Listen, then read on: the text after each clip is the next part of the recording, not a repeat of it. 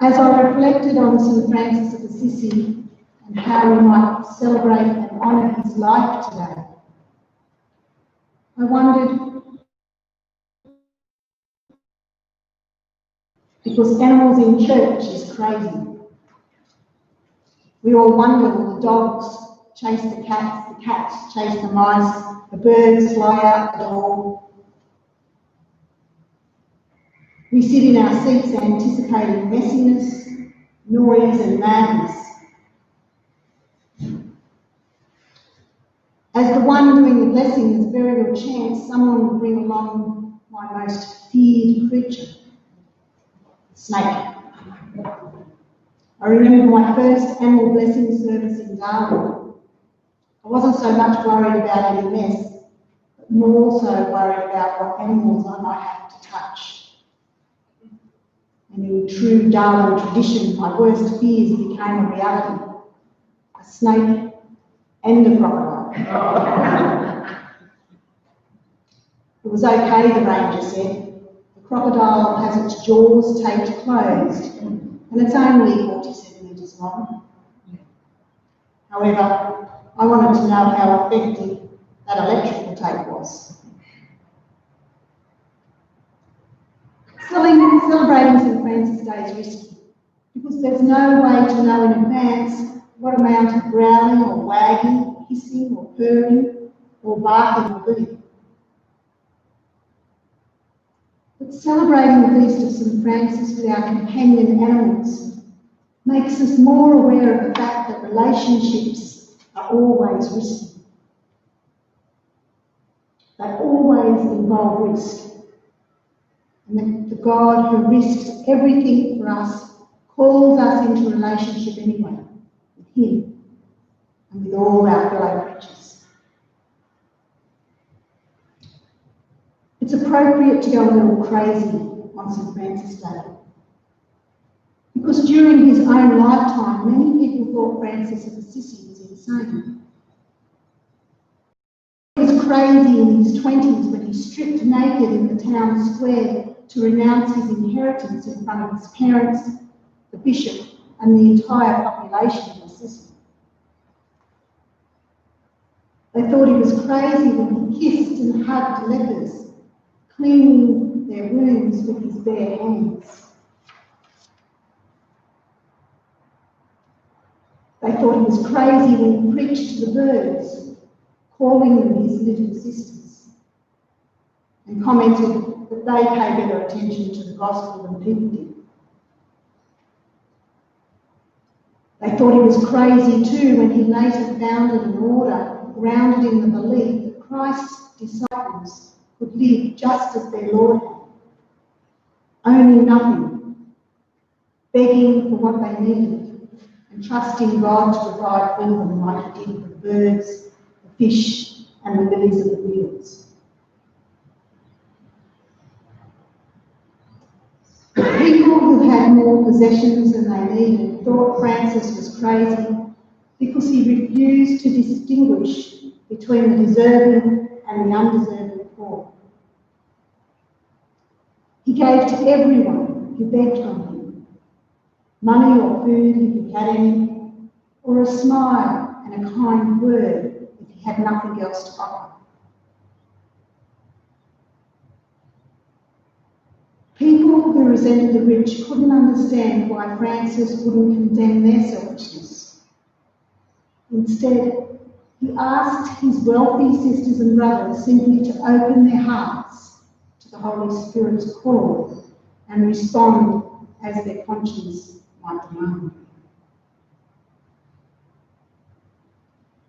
Even though many of his contemporaries venerated him as a saint, almost everything Francis did was interpreted by somebody as a sign that he'd lost his mind, that he was crazy.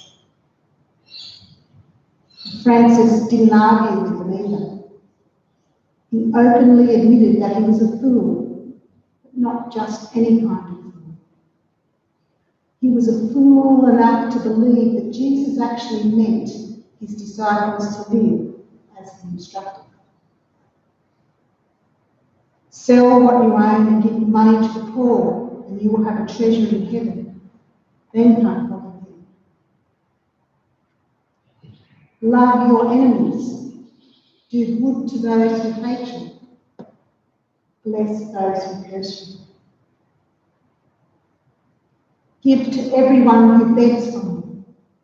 And if anyone takes away your goods, do not ask for them again.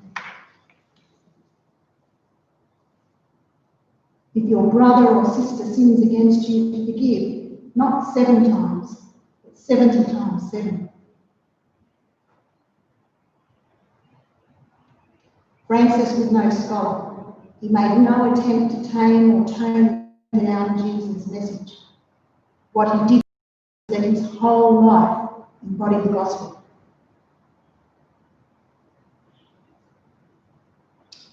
Francis was a grown man when he experienced his conversion to a life of holy poverty. He became one of the infants Jesus mentions in Matthew 11. The people who know that the risen Christ is with us and will sustain us as we strive together to live as the body in the world, his body in the world. Francis latched onto that pure faith as firmly and as single-mindedly as an infant latches onto the breast as its only source of nourishment.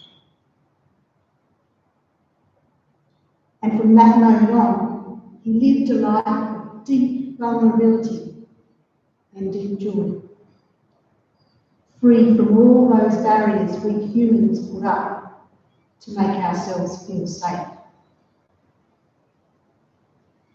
The barriers we put up between ourselves with those who have less than us, in whose presence we feel ashamed. Those barriers we put up between those who have more than us and whose presence we feel jealous. The barriers we put up between us and those we've hurt, and those who have hurt us. Those barriers we put up between us and the rest of creation, which we try so often to control rather than to respect.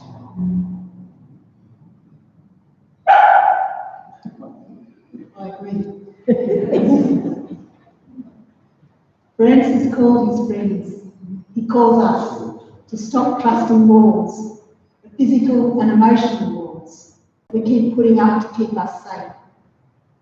Instead, he invites you and me to join him in a life of holy adventure, to a life deeply vulnerable and full of joy, free of all barriers. But of course, at this moment, in true COVID style, a social distance of 1.5 metres.